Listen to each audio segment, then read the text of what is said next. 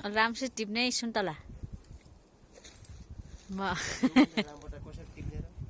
अलिक ठुल्ठुला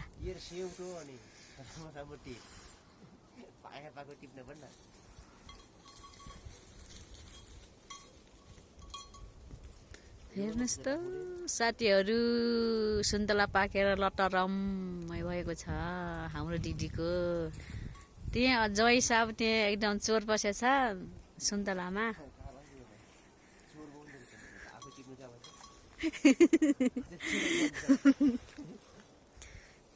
कति हो कति सुन्तला त ऊ पार्यो पनि त्यहाँ पनि